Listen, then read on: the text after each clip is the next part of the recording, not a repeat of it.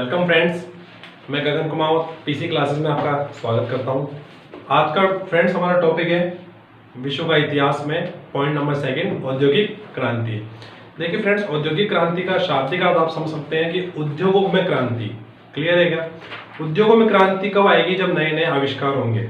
ठीक है, आप देखेंगे आज भी हमारे घर पर औद्योगिक क्रांति का सबसे बेस्ट रिजल्ट है कि हम चारों तरफ औद्योगिक क्रांति के आविष्कारों से घिरे हुए हैं। जिस कमरे में आप लोग बैठे हैं उस टाइम पर आप देख सकते हैं कि आपके घर में ट्यूबलाइट है, आपके घर में बल्ब है, फैन है, एसी है, कूलर है, एटसेट्रा, पानी निकालने की मोटर है, पंप है, कुछ भी है, मोटरसाइकिल है, जो भी आप देख सकते हैं आसपास। आपके घर में नहीं करते भी 20 से भी अधिक वस्तुएं आपको औद्योगिक क्रांति की मिल जाएगी। क्लियर है? औद्योगिक क्रांति विकास की एक सतत प्रक्रिया है, ना कि अचानक हुआ कोई विस्फोट। क्लियर है कि इसके लिए क्रम वाइज स्टेज क्लियर की गई है।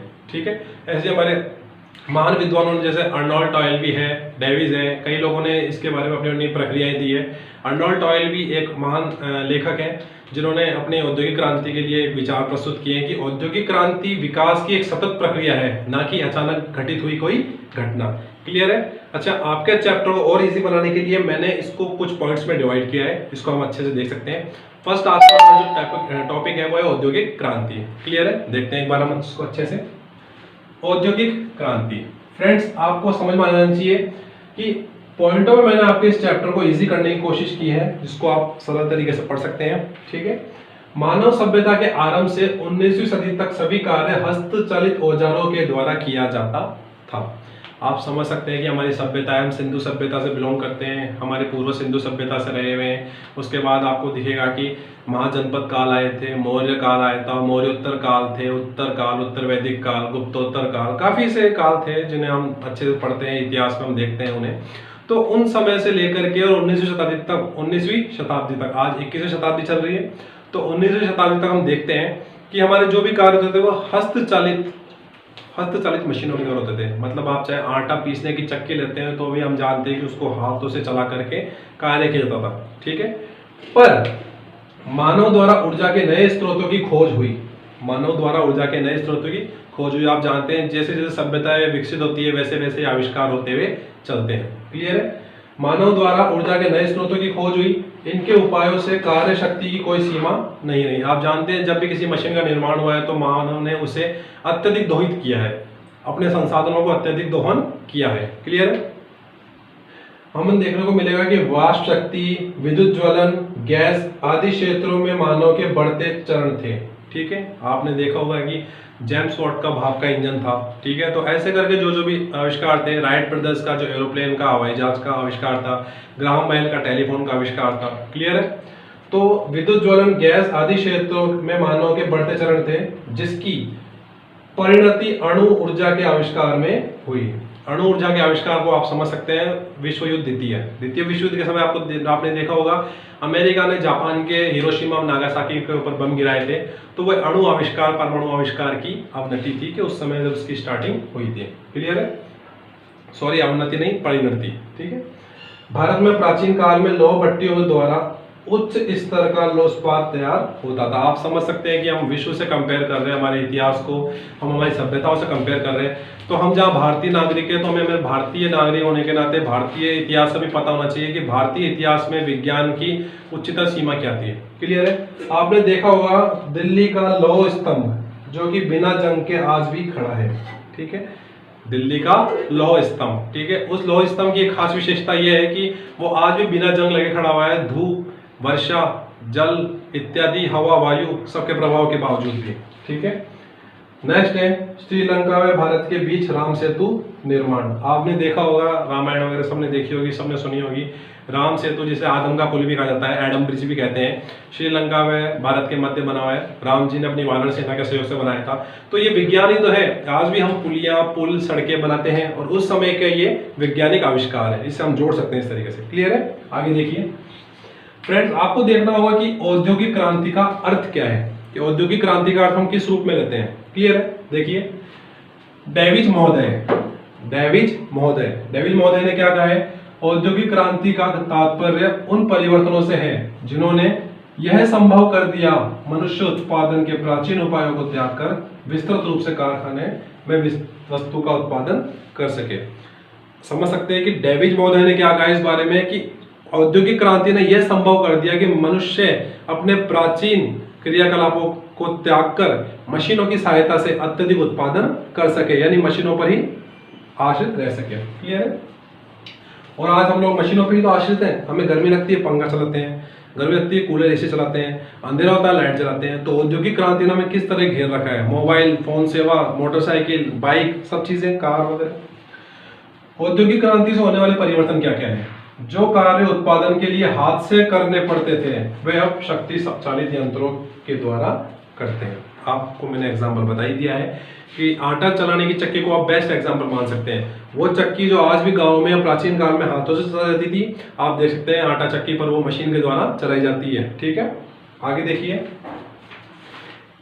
नेक्स्ट इसके अंदर है कि औद्योगिक क्रांति से होने वाले परिवर्तन में नेक्स्ट पॉइंट है इस्पात की मांग के कारण इस्पात कारखाने खोले गए। आप जानते हैं इस्पात, लोहा अयस्क। इस्पात से आप जानते हैं सभी भारी मशीनें, सभी बड़े बड़े जहाज, वायुयान, जो भी उस समय की मांग थी उसके लिए इस्पात की अत्यधिक आवश्यकता होती थी और वह इस्पात के कारखाने बनाए जाते थे। क्योंकि आपको पता है इस्पात को परिशोधन करके उसका हम विभिन्न मशीनों में उपयोग कर सकते हैं और करते ही थे। थर्ड पॉइंट क्या है? पूंजी उपयोग बढ़ने के कारण बैंक पद्धति का विकास।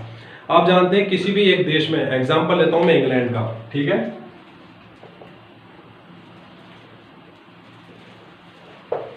England is the best example.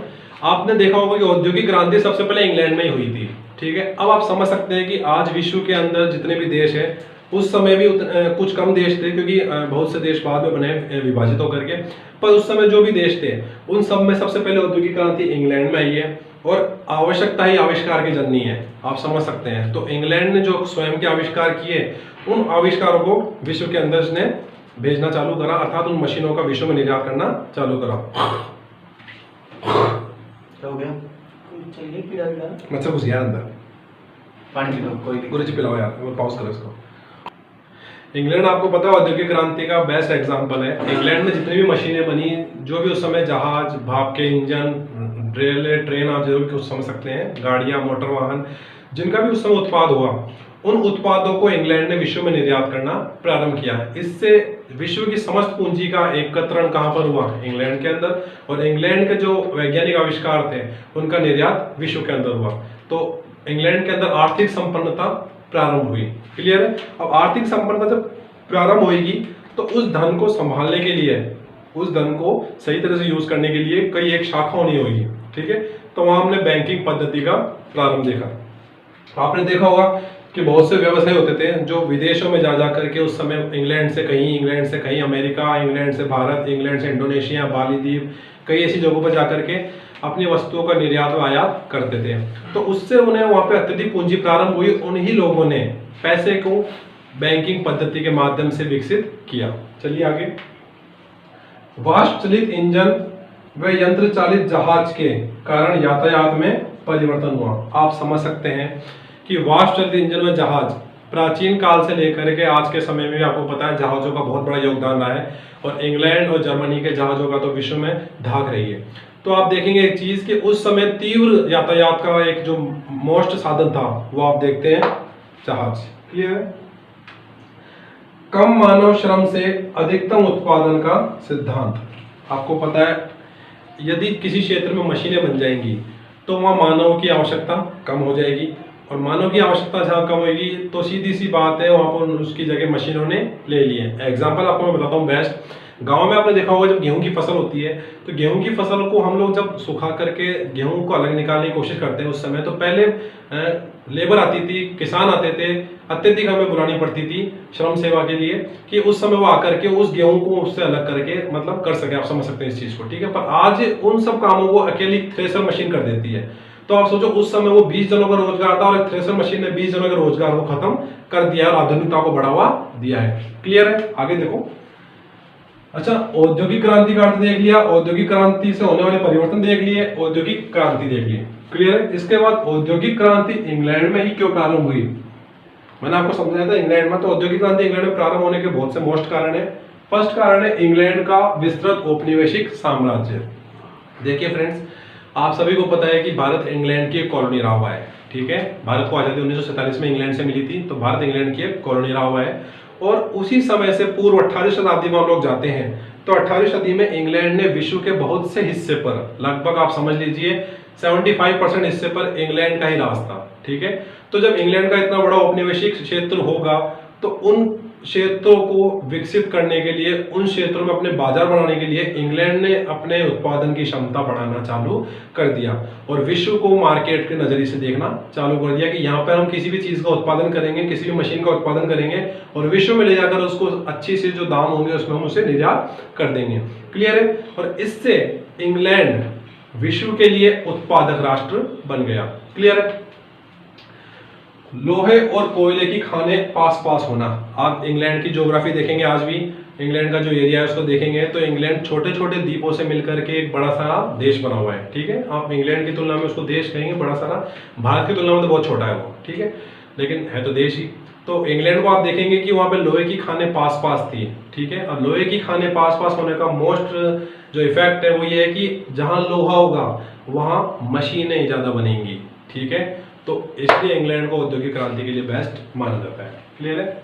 उपभोग के अनुरूप उत्पादन। आपने देखा होगा कि जब आप विश्व का इतिहास पढ़ते हैं तो आपको देखेगा फ्रांस की क्रांति, ठीक है, जर्मनी की क्रांति, इटली की क्रांति, इटली का एकीकरण, जर्मनी का एकीकरण, बहुत सी चीजें मिलेंगी। इंग्लैंड की क्रांति भी मिलेगी यहाँ तक की।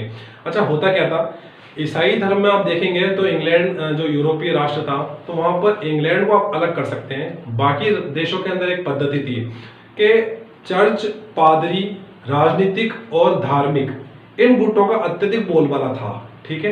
इंग्लैंड ने क्या करा, वैज्ञानिक आविष्कारों को अत्यधिक प्रोत्साहन दिया। वह इंग्लैंड के प्रशासन को चर्च, पादरी व राजनीतिक दलों से दूर रखने की कोशिश करनी प्रारंभ करी। अर्थात आप समझ सकते हैं कि इंग्लैंड में जो बढ़त थी उस समय, वैज्ञानिक जो लोग थे उनको उन सबसे अलग रखा और उन्हें आविष्कारों पर ज्यादा जोर देने को कहा। क्लियर है। आप समझ सकते हैं जहां पे अत्यधिक आविष्कार होंगे वहीं अत्यधिक उत्पाद होंगे। क्लियर है। फ्रांसीसी क्रांति व युद्ध। आप जानते हैं फ्रांस की क्रांति हुई थी, फ्रांस ने इंग्लैंड के बराबर आकर के और कॉलोनी बनाने की कोशिश की थी। जैसे इंग्लैंड ने भारत को कॉलोनी बनाया, वैसे फ्रांस ने भी कोशिश की कि उसके भी उपनिवेश कहीं कहीं, उसकी भी कॉलोनियां कहीं और बन सके, ठीक है। तो फ्रांस युद्ध में तथा नेपोलियन बोनापार्ट का नाम आपने सुना होगा। नेपोलियन के युद्ध ने और फ्रांस के युद्धों ने फ्रांस की स्थिति अत्यधिक कमजोर कर दी थी। और दूसरी कारण है कि फ्रांस क्या है, जिन भी चीजों वस्तुओं का आयात निर्यात करता था वो विलासी होती थी। विलासिता जीवन फ्रांस का जो मुख्य कारण है वह क्या है, विलासिता जीवन, उसके पतन का मुख्य कारण। जबकि इंग्लैंड के अंदर क्या था, इंग्लैंड के अंदर जो भी वस्तुएं उत्पादित की जाती थी या आयात निर्यात की जाती थी वह मुख्य मात्रा में जिसकी आवश्यकता होती थी वही की जाती थी। क्लियर है। उसके बाद इंग्लैंड के अनुकूल भौगोलिक स्थिति। आप इंग्लैंड को देखेंगे तो इंग्लैंड इस टाइप से बना हुआ कोई देश समझ सकते हैं आप। आसपास में छोटे मोटे द्वीप बहुत सारे बने हुए इंग्लैंड के अंदर।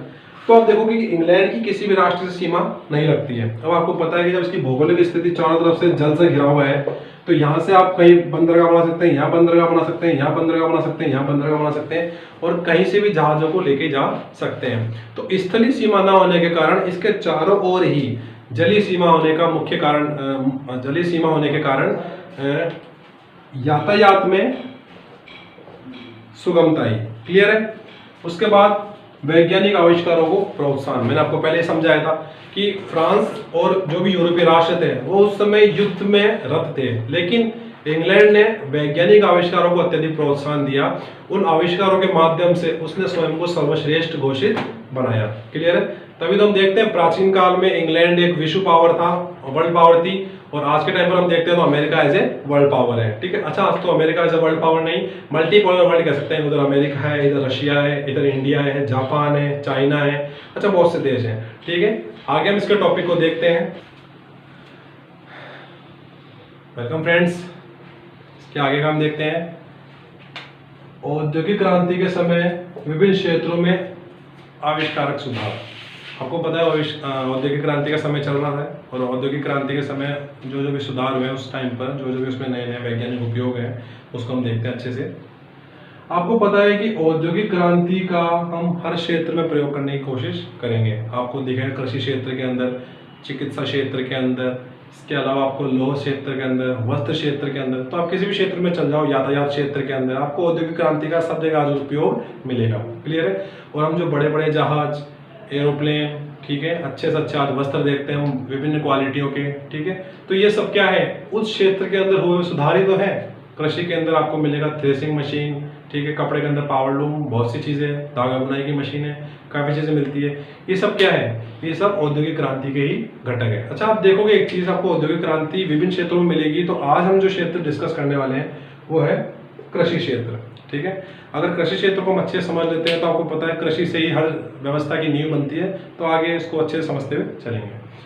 समय के साथ हुए आविष्कारों ने यह बात प्रचलित की कि कृषि के बिना औद्योगिक क्रांति संभव नहीं थी। आपको पता है, मैंने आज भी बताया कि आज भी किसी भी देश की रीढ़ की हड्डी कृषि ही कहलाती है, और भारत की भी जो रीढ़ की हड्डी है वो कृषि है। हर अर्थव्यवस्था की रीढ़ की हड्डी कृषि है। तो समय के साथ ये बात प्रचलित चली थी कि औद्योगिक क्रांति में कृषि के बिना क्रांति लाना नामुमकिन है। पर 17वीं शताब्दी में भी वही यंत्र काम में आ लिए गए जो शताब्दियों से प्रयोग में आते थे। 17वीं 18वीं शताब्दियाँ, ये तो आपको पता है विश्व के अंदर क्रांति का समय था ये, ठीक है। कुछ देश उस समय क्रांति करके विकसित हो गए और कुछ देश आज प्रयोग करके विकसित होने की कगार पर खड़े हैं।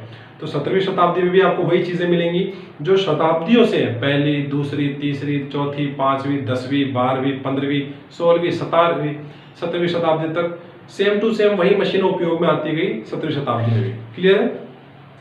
कृषि तकनीक में परिवर्तन नहीं होने के कारण कृषि जन्य वस्तुओं की मांग राज्य की खपत से अधिक नहीं थी। आपको पता है कि कृषि जन्य जो वस्तुएं हैं उनकी औद्योगिक क्रांति के द्वारा मांग अत्यधिक नहीं बढ़ पा कृषि तकनीक में परिवर्तन नहीं होने के कारण, कृषि जो तकनीक है उसमें परिवर्तन आप नहीं कर पा रहे हैं, तो उन वस्तुओं की मांग राज्य की खपत से अधिक नहीं थी। क्लियर है कि राज्य से अधिक उनकी मांग नहीं थी, राज्य की खपत से अधिक उसकी मांग नहीं थी। कारखाना प्रणाली विस्तार, शहरी आबादी बढ़ी तो अधिक अन्य कारखानों के लिए कपास की मांग बढ़ी और कृषि उपयोगी मशीनें बनाने की आवश्यकता हुई। क्लियर है। आपको पता है जैसे जैसे कोई भी फैक्ट्री बनती है, कोई भी इंडस्ट्री बनती है, तो उसमें जो बनने वाले उत्पाद हैं तो उसकी जो बेसिक वस्तुएं होती है उनकी आवश्यकता हमें पड़ती है। क्लियर है। आगे आप देखोगे लोग मुनाफे के लिए कृषि में पैसा लगा रहे थे, इससे कृषि में क्रांति आई। आप समझ सकते हैं उस समय जिस भी व्यक्ति ने कृषि में जो मशीनें बन गई थी, सुनना मेरी बात को, उस समय जो कृषि में वस्तुएं मशीनें बन गई थी उन मशीनों को खरीदकर कृषि क्षेत्र में वो मशीन लगा करके अत्यधिक उत्पाद बनाने की प्रक्रिया चालू हुई। तो लोगों ने कृषि में इस तरह से पैसा लगाना चालू करा कि कृषि में आधुनिक मशीनों को खरीदना चालू करा, जिससे कृषि में बढ़ोतरी हुई। ठीक है। इस वक्त देखोगे फर्स्ट है यॉर्कशायर के जमींदार। यॉर्कशायर एक जगह है और वहां का एक जमींदार था, जेथरो टस ने बीज बोने की मशीन सीड ड्रिल बनाई। बीज बोने की मशीन होती है, ठीक है, वो सीड ड्रिल बनाई थी यॉर्कशायर के जमींदार जेथरो टस ने। क्लियर है। उसके बाद टाउनशेंड ने फसल चक्र का सिद्धांत दिया। ठीक है। अब आपको दिखेगा कि जब कृषि क्षेत्र के बारे में पढ़ रहे हैं तो जो भी प्रयोग हम यहाँ पे पढ़ेंगे वो कृषि से रिलेटेड आपको मिलेंगे। ठीक है। उसके बाद 1770 में रॉबर्ट बैकवेल ने कृषि के साथ पशुपालन को लाभदायक व्यवसाय बनाया। मिश्रित कृषि का उदाहरण। ठीक है। मिश्रित कृषि का उदाहरण, मान लीजिए आप किसी जगह पर कुछ जमीन है, मान लीजिए जमीन है, ये उपजाऊ जमीन है, ठीक है, यहाँ अच्छी खासी खेती होती है, कोई दिक्कत नहीं है, और ये क्या है, बंजर जमीन, बंजर भूमि। ठीक है। अब हमें तो दोनों ही भूमि का यूज करना है ना, तो इस जगह हम लोग क्या कर सकते हैं, कृषि, और इस जगह हम लोग पशु पालन। ठीक है। तो दोनों ही जगह है जो काम आ रही है अच्छे से, और ये आपकी क्या हो गई, मिश्रित कृषि। क्लियर है। आगे आप देखोगे 1793 में हिटल ने अनाज को भूसे से अलग करने वाली मशीन बनाई। ठीक है। रिटल ने कौन सी मशीन बनाई, अनाज को भूसे से अलग करने वाली मशीन। ठीक है। आज के टाइम पर आप थ्रेसर इसका बेस्ट देख सकते हैं कि थ्रेसर भी तो ये काम करती है कि जो गेहूं के जो बड़े बड़े जो पौधे होते हैं उसको सूखे हुए, उससे आप गेहूं को अलग करते हो, भूसा अलग होता है, तो वही काम करता है ये। ठीक। 1834 में साइरस एच ने फसल काटने की मशीन का आविष्कार किया। सेम टू सेम वही बात है, फसल काटने की आविष्कार, मशीन का आविष्कार किया। क्लियर है। अब आप देखोगे कि आपने कृषि क्षेत्र के अंदर जो जो सुधार किए, कृषि क्षेत्र के अंदर जो जो आपने सुधार करे हैं, उसके बाद आपको नेक्स्ट मिलेगा वस्त्र उद्योग में नए आविष्कार। क्लियर है। तो कृषि के साथ दूसरा क्या है क्षेत्र, वस्त्र। आपको पता है आज भी और पहले भी वस्त्रों का जो जो बेस है वो आपको कृषि ही मिलेगा, क्योंकि आपको पता है कृषि के द्वारा हम लोग कपास का उत्पादन करते हैं, कपास की खेती करते हैं, और कपास से हम लोग सूती वस्त्र वगैरह चालू करते हैं बनाना। क्लियर है? तो औद्योगिक क्रांति की शुरुआत वस्त्र उद्योग से हुई। क्लियर है? इंग्लैंड में पहले सूती वस्त्र भारत से आयात किए जाते थे, और ईस्ट इंडिया कंपनी के राजनीतिक नियंत्रण के बाद भारत से कपास का आयात प्रारंभ हो गया। देखो वेरी इंटरेस्टिंग बात है। पहले के टाइम पे जो अंग्रेजों का शासन था हमारे भारत पर, तो अब हम जानते हैं कि 16वीं शताब्दी के करीब अंग्रेज 1600 ईस्वी में भारत में आए थे। ठीक है? तो भारत में आने के बाद उन्होंने क्या किया था कि भारत से वस्तुओं को आयात कर और जगह निर्यात करते थे वे। क्लियर है? धीरे धीरे समय बढ़ा, भारत को उन्होंने गुलाम बनाया, जगह जगह लड़ाई युद्ध कर करके गुलाम बनाया, क्षेत्रीय युद्ध जीते उन्होंने। उसके बाद अब नेक्स्ट पॉइंट देखते हैं हम। इंग्लैंड में पहले सूती वस्त्र भारत से आयात किए जाते थे, और ईस्ट इंडिया कंपनी के राजनीतिक नियंत्रण के बाद भारत से कपास का आयात किया जाने लगा। कि ईस्ट इंडिया कंपनी पहले क्या करती थी, भारत से सूती वस्त्रों का आयात करती थी, और उसके बाद उन्होंने सीधा क्या करा, कपास का फसल ही ले आने लग गए। ठीक है? कि हम ही वहां ले जाकर के सूती वस्त्र बना लेंगे। क्लियर है ये चीज? चलिए आगे देखते हैं। 1733 में जॉन के द्वारा फ्लाइंग शटल लूम की खोज की गई, जिससे अधिक चौड़ा कपड़ा बनाना प्रारंभ हुआ। कपड़े की चौड़ाई किसके द्वारा? फ्लाइंग शटल के द्वारा। किसने आविष्कार किया? जॉन के ने। कब किया? 1733 में। ये अगर आप 3 पॉइंट, कब, किसने, किसका, कब आविष्कार किया, किसने किया, किसका किया, ठीक है, अगर ये 3 चीज आप पकड़ लेते हैं तो आपको इजी वे में याद हो जाएगा, बड़ा कोई वो नहीं है। जेम्स हारग्रीव्स ने 1765 में कताई की मशीन बनाई। ठीक है? जेम्स हारग्रीव्स ने। समझ सकते हो इस बात को? किसने, कब और किसका आविष्कार किया। क्लियर है? आगे देखो 1769 में रिचर्ड आर्कराइट ने वाटर फ्रेम का आविष्कार किया। ठीक है? वही बात है, आविष्कार किया। कब, किसने, किसका आविष्कार किया, ये 3 कड़ी पकड़ लेंगे आपको इजी में। अच्छा एक चीज देखते हुए चलना है आपको, समय के साथ साथ परिवर्तन हो रहे हैं। जैसे आप देखोगे ईस्ट इंडिया कंपनी के बाद 1733 में आपको एक मशीन मिलेगी, 1733 के बाद का टाइम 1769 के बाद आपको एक आविष्कार मिलेगा, 10 साल बाद फिर एक आविष्कार मिलेगा, फिर एक आविष्कार मिलेगा। तो जैसे जैसे समय बढ़ता जा रहा है उस समय में भी इसको आप याद कर सकते हैं। समझ में आ गई? चलिए आगे। 1779 में सैमुअल क्रॉम्पटन ने म्यूल द्वारा कता हुआ धागा की मशीन बनाई। क्लियर है? जो कता हुआ धागा होता है उसकी मशीन बनाई। ठीक है? 1787 में एडवर्ड कार्टराइट द्वारा पावर लूम का आविष्कार किया गया। क्लियर है फ्रेंड्स? अच्छा एक चीज आपको क्लियर समझ में आ जानी चाहिए कि इन आविष्कारों के पीछे उस समय की मांग थी। ठीक है फ्रेंड्स?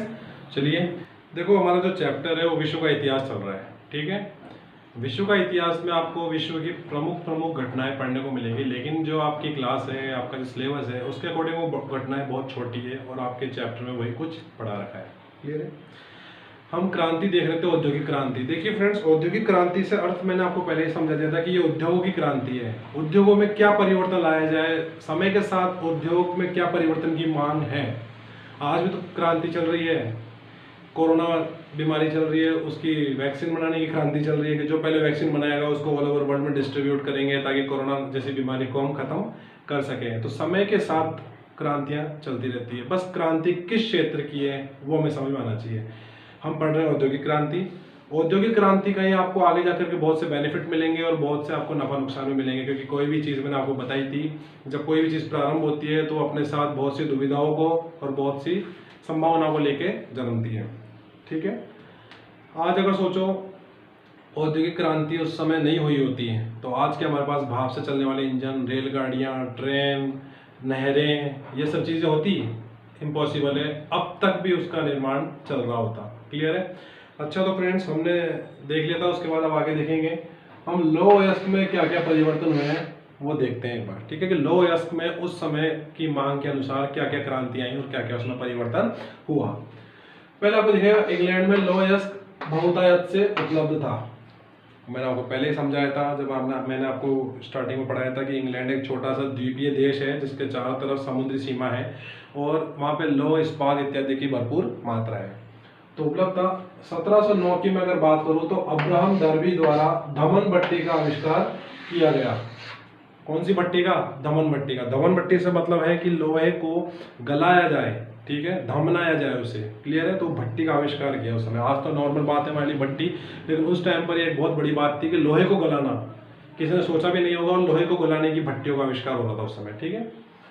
द्वितीय डर्बी, अब जैसे मान लीजिए डर्बी फर्स्ट है तो ये डर्बी सेकंड, उसके बाद कोई नया डर्बी आया होगा कोई व्यक्ति, तो उसने क्या किया है, उसने 1711 से 1768 ईस्वी में ढलवा लोहे से पिटवा कर लोहे का विकास किया, कि डलवे लोहे को पिटवा कर। आज भी आप देखते हो कि लोहा आता है, ठीक है, तो कुछ लोहा तो ऐसा होता है कि उससे हम एक्सपोर्ट कर देते हैं, जो ज़्यादा होता है जो क्वालिटी में वैसा होता है उससे हम एक्सपोर्ट कर देते हैं, क्योंकि वो उसकी क्वालिटी बड़े बड़े निर्माण के लिए होती है, जैसे जहाज़ बनाना या उस तरीके से, ठीक है। लोहे की बहुत सी किस्म होती है, आपके चैप्टर में है, बाकी हम पढ़ा देंगे, उसमें दिक्कत लेने वाली बात नहीं है। जब खनिज वगैरह हम पढ़ेंगे, लोहा खनिज वगैरह, तब उसमें आपको हम समझा देंगे, ठीक है। तो लोहे को पिटवा करके कि लोहे को कैसे ढलवा करके आकृति चेंज कर दी जाए, लोहे को पिटवा करके उसकी आकृति चेंज कर दी जाए, तो ऐसा कुछ इन्होंने आविष्कार किया, ठीक है। उसके बाद आते हैं हेनरी कॉर्ट। हेनरी कॉर्ट ने 1740 से 1823 ईस्वी में अलोडन भट्टी, कौन सी भट्टी का फ्रेंड्स, अलोडन भट्टी का आविष्कार किया। इस अलोडन भट्टी में क्या था, पिघले लोहे से अशुद्धि दूर करने हेतु, पिछले लोहे से क्या है, अशुद्धि दूर करने हेतु।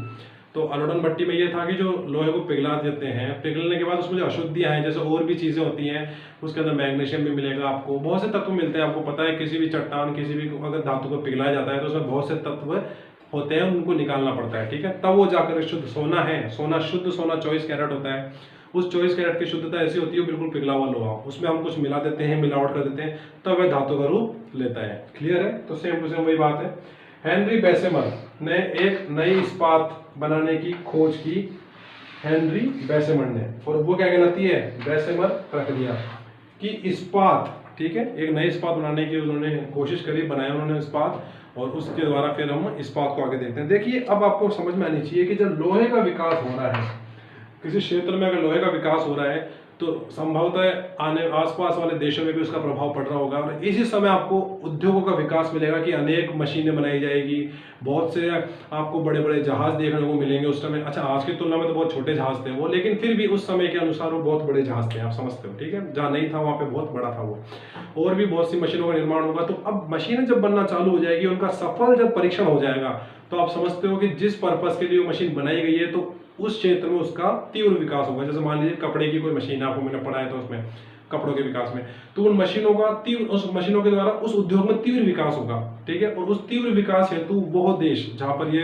परिवर्तन हो रहा है, वह अन्य देशों में बाजार ढूंढेगा कि हमारे इस सामान को, इस माल को हम कहीं बेच दें। इंग्लैंड वालों ने यही तो किया था हमारे साथ, कि पहले हमारे यहाँ पे आए थे व्यापार के तौर पर, फिर धीरे धीरे उन्होंने हमारे यहाँ पे सूती कपड़े ना लेकर के, सूती कपड़े जो बनते हैं कपास से, कपास का ही आयात करना चालू कर दिया, और वहां से फिर कपास से उन्होंने कपड़े बनाए, क्योंकि औद्योगिक क्रांति चल रही थी वहां, तो सीधी सी बात है, मशीनें थी वहां पे, तो वहां पे यहाँ से पूरे विश्व से ज्यादा भी कपास की मात्रा थी, वहां से कपास को उन्होंने लिया, और कपास को लेने के बाद वहां से उन्होंने कच्चा माल से सूती वस्त्र वगैरह ये बना करके और विश्व में उन्होंने बेचना चालू कर दिया, क्लियर है। इसी तरह से उन्होंने लूटा था मैं। चलो आगे देखते हैं।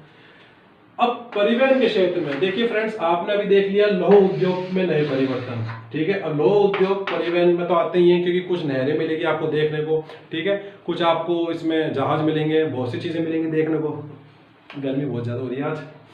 इसके बाद स्कॉटलैंड एक देश है, ठीक है, वहां के निवासी मकाडम नामक एक व्यक्ति है, जैसा आप ये पढ़ रहे हैं, हेनरी बेसमर, ठीक है। इसके अलावा आपने डर्बी पढ़ा है, फिर डर्बी फर्स्ट, अब्राहम डर्बी, ठीक है। तो इन जैसे नाम है का कुछ मकाडम ने सड़क निर्माण का तरीका अपनाया। जो आज आप लोग सड़क देखते हैं उस क्वालिटी की सड़क तो नहीं थी, पर हाँ कुछ हद तक उस समय के अनुसार वो बहुत अच्छी सड़क थी, ठीक है। आज तो आपको मिलता होगा देखने को कि सीमेंट की सड़कें बनी होती है, ठीक है, जो छतें डलती है उस टाइप की सड़कें मिलेंगी, डामर की सड़कें मिलेंगी, अलग अलग क्वालिटी। लेकिन उस टाइम के अकॉर्डिंग सड़क बनाने का जो तरीका है वो किसने निकाला था, मकाडम ने, जो कि स्कॉटलैंड के निवासी थे। उसके बाद इंग्लैंड में पहली बार नहर, वर्सेली कैनाल, नहर को क्या कहते हैं, कैनाल, ठीक है, और वर्सेली वो जगह थी जहाँ पे नहर बनाई गई थी, तो वर्सेली नहर कब, 1761 में, ठीक है। कहां पर, इंग्लैंड में, जेम्स ब्रिडली द्वारा बनाई गई, ठीक है, 1761 में वर्सेली कैनाल और इंग्लैंड में। उसके बाद सेकंड है 1788 से 1796 में नहरोन्माद काल। अब आप समझ सकते हैं 1761 के अंदर किसी ने नहर बना दी होगी, तो उसका प्रभाव पड़ते पड़ते 20 साल 25 साल के दौरान उसका सभी क्षेत्रों पर प्रभाव पड़ गया था कि हमें भी नहर बनानी चाहिए हमारे देश में, हमें भी नहर बनानी चाहिए हमारे देश में, ठीक है। तो 1788 से 1796 तक पूरे विश्व में जो जो भी विकसित देश थे, जो विकसित होना चाह रहे थे, सॉरी विकसित देश नहीं, जो विकसित होना चाह रहे थे, इंग्लैंड है, फ्रांस है, जर्मनी है और भी जो बहुत से यूरोपियन देश है जो विकसित होना चाह रहे थे, उन्होंने नहरें बनाना प्रारंभ कर दिया, ठीक है। और नहरों, ये काल क्या कहलाता है, नहरोन्माद काल, नहरोन्माद काल, ठीक है। नहरें नहरें बनी जा रही है इस समय, क्योंकि परिवहन का जो जो सबसे सस्ता और सबसे छोटा माध्यम होगा वही तो व्यक्ति ढूंढेगा, ठीक है। ऐसे ही 1869 में फ्रांसीसी इंजीनियर, मैंने आपको बताया फ्रांस वगैरह इन सब देशों में चालू हो जाएगा, तो फ्रांसीसी इंजीनियर फर्टिनो द लेस्पेर, नाम क्या है उस इंजीनियर का, फर्टिनो द लेस्पेर, स्वेज नहर का निर्माण करवाया, ठीक है। अब स्वेज नहर का निर्माण करा दिया तो आप समझते हैं कि जो अफ्रीका महाद्वीप है, ठीक है, कभी हम विश्व की जब ज्योग्राफी पढ़ेंगे आप कमेंट कर लीजिएगा, और आपको विश्व की ज्योग्राफी या भारत की ज्योग्राफी या राजस्थान की ज्योग्राफी अगर पढ़नी हो तो आप कमेंट कर सकते हैं, मैं आपको वही पढ़ाऊंगा, ठीक है। तो उसमें आपको मैं दिखाऊंगा स्वेज नहर कहाँ पर है, अफ्रीका महाद्वीप है। अफ्रीका महाद्वीप से आपको भारत और इंग्लैंड को जोड़ने का सबसे सस्ता सबसे छोटा माध्यम था ये। इस स्वेज नहर का निर्माण कर दिया गया। अच्छा फ्रेंड्स, एक चीज और, 1869 के अंदर आपके महात्मा गांधी जी का बर्थ हुआ था, ठीक है। 2 अक्टूबर 1869 में महात्मा गांधी जी जन्मे थे आपके पोरबंदर में। तो आप जोड़ सकते हैं चीजों को कि किस समय क्या क्या हुआ था, और विश्व में और भी घटनाएं हुई थी, पर आप ध्यान रख सकते हैं सिर्फ स्वेज नहर और महात्मा गांधी जी। चलिए आगे, फिर रॉबर्ट फुल्टन ने 1807 में वाष्प चलित नौका, कैसी नौका, वाष्प चलित, जो वाष्प चल रही हो, भाप से चल रही हो, ठीक है। आगे हम देखते हैं इसके अलावा और देखिए इसके बाद आगे का क्या है, मैंने आपको यहाँ तक बता दिया रॉबर्ट फुल्टन, ठीक है।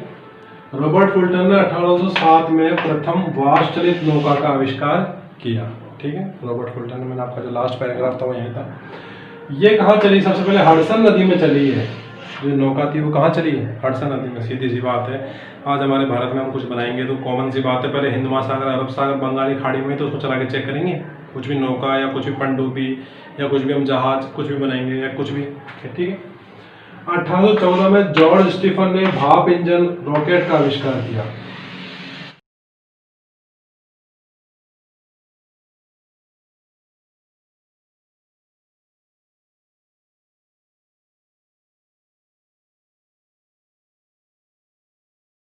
बहुत मोस्ट है, भाप रॉकेट इंजन का आविष्कार हो चुका है 1814 में। 1814 में जब इस जो रॉकेट का आविष्कार हुआ इंजन का, तो आपको पता है ये इंजन कहाँ काम आएगा, ये इंजन काम आएगा भारी माल को ढोने में, यानी कि परिवहन के लिए अब गाड़ियाँ, वाहन, रेलगाड़ियों का निर्माण चालू होगा, ठीक है। क्योंकि इंजन बनाएंगे तो कॉमन सी बात है, इंजन बनाने का उद्देश्य किसी भारी वस्तु को खींचने के लिए तो होगा, हल्की वस्तु टांगे से, घोड़े से चल रही थी, ठीक है। 1830 में रेलगाड़ी मैनचेस्टर, ठीक है, वर्ल्ड कप हुआ था ना अभी, मैनचेस्टर तथा लिवरपूल के मध्य चली, इंग्लैंड की बात हो रही है, ठीक है। मैनचेस्टर और लिवरपूल कहाँ पर स्थित है, इंग्लैंड में, और ये पहली बार कब चली थी, 1830 में। मोस्ट है, कब चली, कहाँ चली, ये आपको याद हो गया, कोई समस्या नहीं आएगी। अब देखिए संचार क्षेत्र में क्या क्या परिवर्तन हो रहे हैं आपके, ठीक है। संचार क्षेत्र में क्या क्या परिवर्तन हो रहे हैं, तो पहला आपको मिलेगा 1844 में सैमुअल मोर्स ने व्यवहारिक तार का आविष्कार किया। तार का मतलब है संदेश भेजने के लिए, संचार क्षेत्र में अब तार का आविष्कार हो चुका है, क्लियर है क्या। 1844 में सैमुअल मोर्स ने। अच्छा, हमारे 1857 की क्रांति हुई थी, ठीक है, लगभग 1857 का समय था, ये 44 का है। अगर सोचिए उस समय पर अच्छे से तार विकसित हो चुके होते हैं, ठीक है, जैसे मतलब अंग्रेजों के लिए तो विकसित थे ही वह, तभी तो अंग्रेजों ने आसानी से दबा दिया, पर जो लोकल लोग थे, जो भारतीय जनता थी, उनमें उस तार की पहुंच नहीं थी। अगर हम सोचो 1857 क्रांति के समय तारों की अच्छे से पहुंच होती है ग्रामीण जनता में, भारतीय जनता में, तो संदेश एक ही दिन में एक ही जगह पर अनेक जगहों पर पहुंचाए जा सकते थे, और इस क्रांति को अत्यधिक बल मिलता और भारत शायद 1857 में आजाद हो चुका होता, ठीक है। चलो छोड़ो, वो फैक्ट ऑफ फिगर्स की बात है। 1876 में ग्राहम बेल ने टेलीफोन का आविष्कार किया।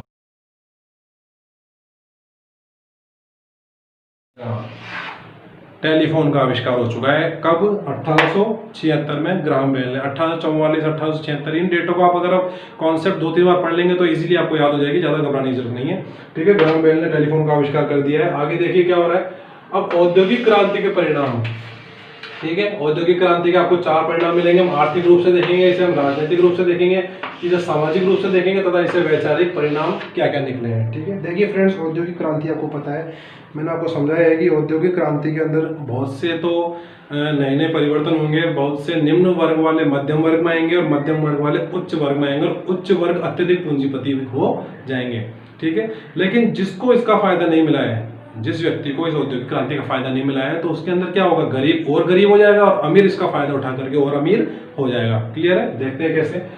आर्थिक परिणाम क्या निकलेंगे, आपको पता है अत्यधिक वस्तुओं का निर्माण होगा। ठीक है, जो सूती वस्त्र है उनका निर्माण होगा, अत्यधिक नई नई चीज़ों का निर्माण होगा, भाप के इंजनों का आविष्कार हो चुका है, रेलगाड़ियाँ चल रही है तो कोई भी कोयला है, लोहा है, किसी भी वस्तु को एक स्थान से दूसरे स्थान पर ले जाने में ज़्यादा समय नहीं लगेगा और उसको ईजी तरीके से लेके जाया जा सकता है, लेके जाया जा सकता है। तो इससे आपका उद्योग, जो यातायात में जो परिवहन है उसमें अत्यधिक तीव्रता आई कि मनुष्य एक स्थान से दूसरे स्थान पर तुरंत प्रभाव से, जो उसकी क्षमता थी इंजन की, उस क्षमता के अकॉर्डिंग तुरंत प्रभाव से वो पहुंच सकता था। क्लियर है, तो आर्थिक परिणाम में बहुत सी वस्तुओं का निर्माण होगा। उन वस्तुओं में को जिन लोगों ने, जैसे मान लीजिए किसी ने फैक्ट्री लगाई, ठीक है, भाप के इंजन की या किसी भी चीज़ों को लेकर के उसने फैक्ट्री लगाई, जैसे आपको मैंने पढ़ाया था कि सूती वस्त्रों की मशीनें, ठीक है, टेलीफोन का आविष्कार हो रहा है और भी तारों का आविष्कार हो रहा है सूचना के लिए, संचार के लिए, कोई लोहे के जहाज बना रहा है, कोई कुछ बना रहा है। सोचो अगर इस उद्योग में वो कोई व्यक्ति है,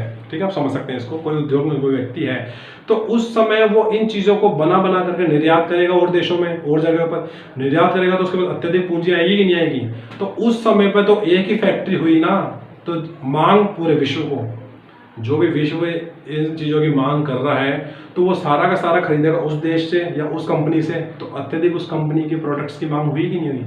तो आर्थिक उछाल आया, ठीक है, असंतुलन हो चुका है, बैलेंस हो चुकी थी उस समय स्थिति, क्योंकि चीज़ों का अत्यधिक आपको पता निर्माण होगा तो वह देश या वह कंपनी अत्यधिक पूंजीपति होगी, और आपको पता है पूंजीपति व्यक्ति कभी किसी से डरता नहीं है। तो उसी समय आपको कहीं ना कहीं प्रथम विश्व युद्ध, द्वितीय विश्व युद्ध की नींव पड़ती हुई दिखेगी। ठीक है, तो इंग्लैंड, अमेरिका, ये राष्ट्र है जो विकसित राष्ट्र के रूप में उभरेंगे। नेक्स्ट आपको मिलेगा राजनीतिक से मेरा कहने का मतलब यह है, जो निम्न वर्ग का व्यक्ति होगा वह उस औद्योगिक क्रांति का फायदा उठा करके मध्यम वर्ग में आ जाएगा। ठीक है, और जो फायदा ना उठा पाया वो और निम्न हो जाएगा। ठीक है, अब मध्यम वर्ग क्या करेगा, वह उच्च वर्ग की उपेक्षा करेगा कि कहीं ना कहीं हम उच्च वर्ग में जा सकें। क्लियर है क्या, चाहे पैसा हो, चाहे पावर हो, चाहे किसी भी चीज में हो, तो वह राजनीति में अपना दबदबा खोजने की कोशिश करेगा, और मध्यम वर्ग उस समय अत्यधिक राजनीति को प्रभावित करेगा। क्लियर है, क्योंकि आपको पता है राजनीति में आज भी वही व्यक्ति होता है जो उच्च वर्ग का होता है या अच्छे सपोर्ट से होता है। गरीब व्यक्ति की राजनीति होती है कभी, कोई नहीं पूछता गरीब व्यक्ति को। ठीक है, सामाजिक परिवर्तन आपको मिलेगा कि आपको पता है कि जब किसी परिवार में मान लीजिए किसी समय 5 भाई हैं, ठीक है, उस समय 5 भाई है, एक भाई ने औद्योगिक क्रांति का फायदा उठाया, उसने फैक्ट्री डाली या कुछ भी करके उसने उसका फायदा उठाया, तो वह अत्यधिक पूंजीपति हो जाएगा और बाकी 4 भाई निम्न रह जाएंगे। तो वह उस परिवार को छोड़ करके एकल परिवार या फिर जो छोटा परिवार कहते हैं उसे, संयुक्त परिवार की प्रथा खत्म होगी कि नहीं होगी, क्योंकि आपको पता है पैसा आते ही पारिवारिक संतुलन बिगड़ना चालू हो जाता है। आपको वैचारिक परिणाम मिलेंगे। वैचारिक परिणाम में आपको उदारवाद की स्थिति ज्यादा मजबूत होती हुई मिलेगी कि उदारवाद उस समय अपनी क्या स्थिति जमाता है। आपको उदारवाद, साम्यवाद, समाजवाद, पूंजीवाद, ऐसे करके बहुत से विचारधाराओं का आपको निर्माण होता हुआ दिखेगा। ठीक है, अब आपको वापस मिलेगा यूरोप में राष्ट्रवाद का उदय। जो हमारा चैप्टर स्टार्ट होता है उस चैप्टर के स्टार्टिंग में समझा रहा हूँ आपको, और उसके बाद को औद्योगिक क्रांति मैंने आपको समझा दिया है, तो समझिए इसको फिर मैं आपको अच्छे से एक्सप्लेन करूंगा आगे। मध्यम वर्ग का उदय। ठीक है, यूरोप में राष्ट्रवाद होता है, प्रत्येक देश के अंदर राष्ट्रवाद की भावना प्रवृत्त होती है। ठीक है, तो उसका कारण क्या था, फर्स्ट कारण है मध्यम वर्ग का उदय हुआ। उसमें मध्यम वर्ग मैंने आपको बताया कि उच्च वर्ग की उपेक्षा करने की कोशिश करेगा कि उच्च वर्ग ही क्यों है राजनीति में, हम क्यों नहीं है, निम्न वर्ग क्यों नहीं है। तो अपनी मांगों को मनवाने के लिए वह हड़ताल करेंगे। समझ में आ रही है मेरी बात, आपको आंदोलन चालू हो जाएंगे। ठीक है, तो मध्यम वर्ग का बहुत बड़ा रोल था। उदारवादी राष्ट्रवाद कि राजा ही उस समय आपको पता है शासन होता था, और राजा ही शासन होता था और राजा के माध्यम से शासन चलता था। ठीक है, अब आपको देखने मिलेगा उदारवादी राष्ट्रवाद। तो कहीं ना कहीं जनता राजा से जो त्रस्त थी वह उदारवादी राष्ट्रवाद की मांग करेगी कि राष्ट्रवाद होना चाहिए पर उदारवादी, निरंकुश नहीं, कि कोई अंकुश नहीं लगा सकता उसके ऊपर। राजा पहले कहते नहीं थे कि ऐसा होगा तो ऐसा ही होता था, उस दिन कोई उस पर अंकुश नहीं लगा सकता था, वो कहता था निरंकुश।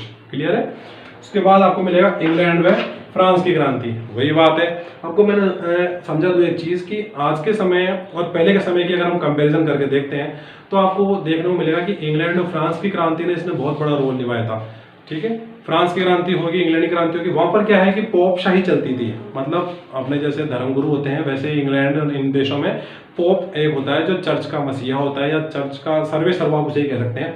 तो वह क्या करता था, पाप विमोचन पत्र इत्यादि या फिर पोप का ही अधिकार था कि पोप जो कहता था राजा भी वही बात मान करके कार्य करता था। तो जनता इस चीज से त्रस्त हो चुकी थी कि ऐसा क्यों हो रहा है, लोकतंत्र क्यों नहीं है कि जो जनता चाहती है वह हमारे पे शासन क्यों नहीं कर रहा है। जैसे आज भारत में लोकतंत्र है ना, हम लोग वोट देते हैं तब हमारे यहाँ पे एमएलए एमपी सांसद विधायक जो भी हैं वो चयनित होते हैं, फिर वो आगे जाकर के हमारे लिए कार्य करते हैं। तो ऐसी व्यवस्था उस समय नहीं थी। इस समय तो राजा का बेटा ही राजा, राजा का बेटा ही राजा, गणतंत्रात्मक व्यवस्था थी। ठीक है, तो ऐसी व्यवस्थाओं का सबसे ज्यादा विरोध इन देशों में हुआ क्योंकि औद्योगिक क्रांति भी तो यही आई थी। तो मध्यम वर्ग और इत्यादि जो भी वस्तुएं हैं, जो भी लोगों की थिंक है, जो भी उस समय की गतिविधियां वो सर्वाधिक इन्हीं देशों में होगी, कॉमन सी बात है। तो इन देशों के अंदर क्रांति होना प्रारंभ हो गया। आगे पढ़ाऊंगा आपको अच्छे से। 1789 की फ्रांस की क्रांति है, फिर आपको और भी जगह देखने को मिलेगी, अमेरिका की क्रांति, इंग्लैंड की क्रांति, फिर रूस की क्रांति।